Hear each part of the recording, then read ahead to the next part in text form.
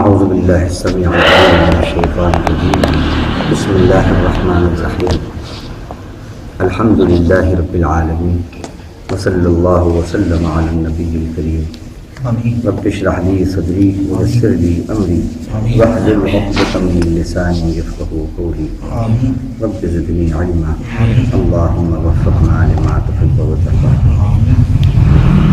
مالک الملک رب الکریم کے فضل و توفیق سے آج بتاریخ 13 دسمبر 2014 مطابق سفر 1436 ہجری بروز ہفتہ.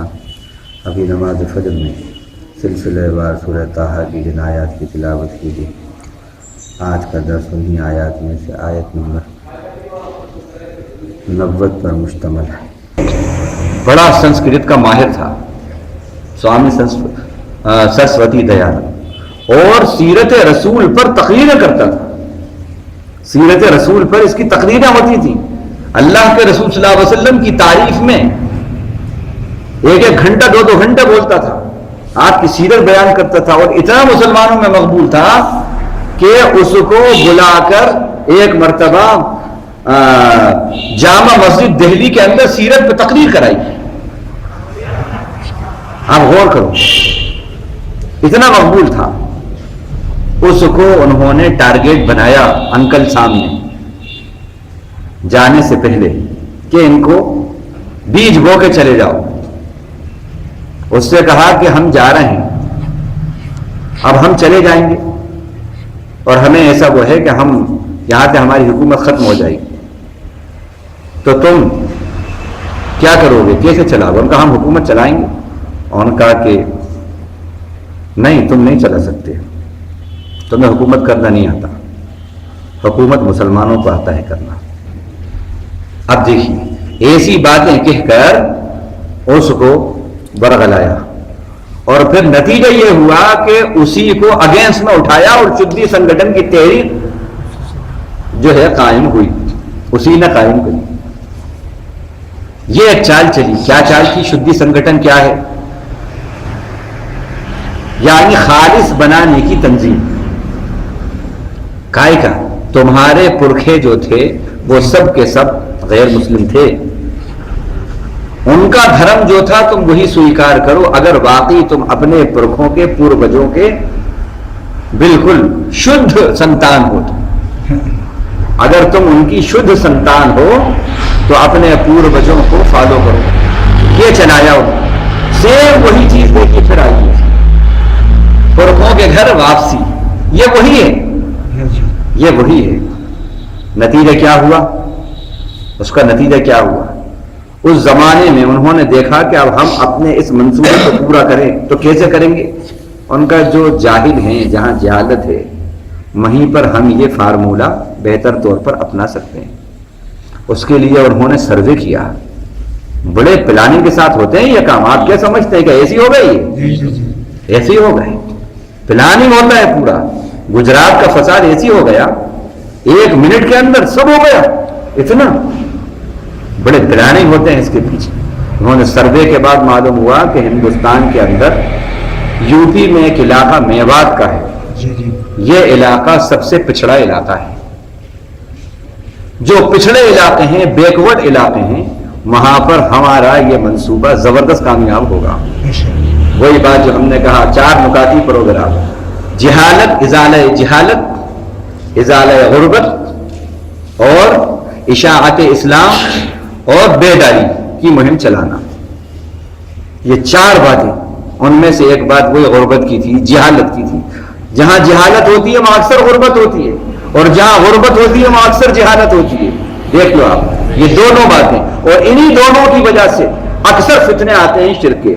میں یہ اس لیے کہہ رہا ہوں کہ اللہ کے نبی نے بھی ایسی غربت سے پناہ مانگی ہے کہ جو فتنوں کے اندر کفر میں مبتلا کر دے. آپ نے فرمایا بعض ایسے فقر ہوتے ہیں کہ جو کفر کی طرف لے جاتے ہیں.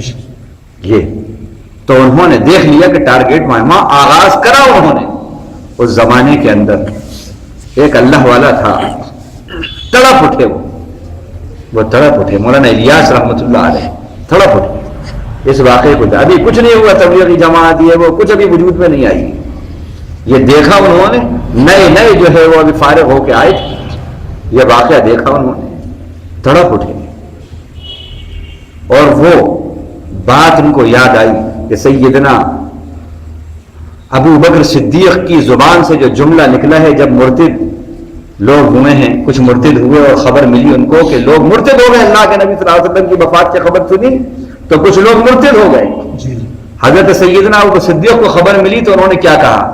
ان کی زبان سے ایک جملہ نکلا، اَيَنْقُصُ الدِّينُ وَأَنَا حَيٌّ، اَيَنْقُصُ الدِّينُ وَأَنَا حَيٌّ، میرے جیتے جی اللہ کا دین مٹ جائے گا، ابو بکر زندہ رہے اور ابو بکر کی زندگی کے اندر میرے بھائی مرتد ہو جائیں، میرے بھائی مرتد ہو جائیں، یہ نہیں ہو سکتا۔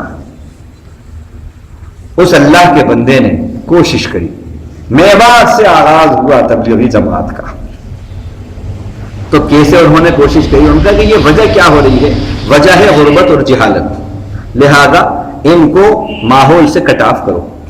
تو 3 دن کے لیے انہوں نے نکالا، پھر 10 دن، پھر 40 دن، اس کے بعد پھر یہ دیکھا کہ جو لوگ ایک 40 دن لگا کے آئے ان کے کریکٹر کے اندر تبدیلی دیکھی، ان کو بہت سی چیزیں معلوم ہو گئیں، ان کو بہت سی اچھی باتیں آ گئیں، بری باتیں چھوٹ گئیں، بس اب یہاں سے کلو ملا ان کو۔ تو میوات کے علاقے کو انہوں نے باطل نے ٹارگٹ بنایا تھا، جب انہوں نے ٹارگٹ بنایا تو الحمدللہ پورا میوات کا علاقہ اتنا پختہ بنا، اتنا پختہ بنا، پوری دنیا میں اللہ تعالیٰ نے وہاں سے کام لیا، پوری دنیا کے اندر وہاں کے میوات کے لوگ پہنچے اور کئی لوگوں کے اسلام میں آنے کا سبب بنے۔ یہ کام آج ہمیں بھی کرنا ہے، یہ تڑپ ہونا جو سیدنا صدیق کی تڑپ تھی، وہ تڑپ ہونا۔ اگر یہ تڑپ ہمیں اس واقعے کے بعد بھی نہیں اور ہماری نیند نہیں کھلی اس واقعے کے بعد، تو آپ سمجھ لیجیے پھر اللہ کے نبی ہم سے ناراض ہیں اور کہہ رہے ہیں من لم یہتم بامور المسلمین فلیس منا، جو مسلمانوں کے معاملات کو، ان کے مسائل کو اہمیت نہ دے وہ ہم میں سے نہیں ہے، ڈس آن کر رہے ہیں۔ تو شرک کا فتنہ یہاں سے بات چلی تھی، اور سیدنا ہارون نے بھی وہی بات کہی تھی، وَلَقَدْ قَالَ لَهُمْ هَارُونُ مِن قَبْلُ يَا قَوْمِ إِنَّمَا فُتِنْتُمْ بِهِ، اور یقیناً کہا ان سے ہارون نے، اے میری قوم، تم کو اس بچڑے کی وجہ سے فتنوں میں ڈال دیا گیا، تم فتنوں میں پڑ گئے ہو۔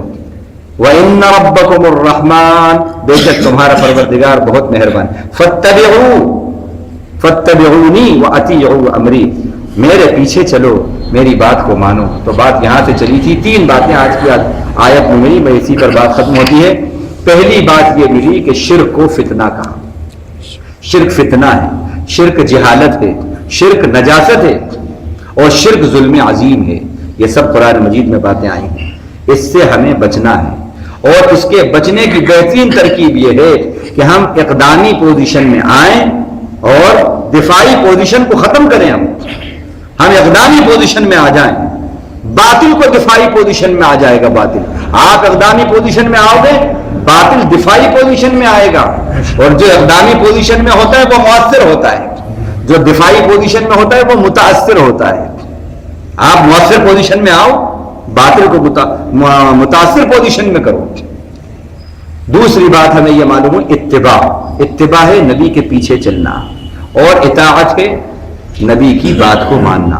تو نبی کے پیچھے چلنا یعنی ہر بات میں نبی آگے، ہمارے لیڈر نبی ہے، اور پھر اس لیڈر کی جو بات ہمیں مل رہی ہے، جو آرڈر مل رہا ہے، ہمیں ہر حال میں ماننا ہے، بھلے ہی ہمارا دل چاہے یا نہ چاہے، ہمیں ماننا ہے، نبی کو آگے رکھنا ہے، نبی کی ماننا ہے، شرک کے فتنے اور نجاستوں سے بچنا ہے۔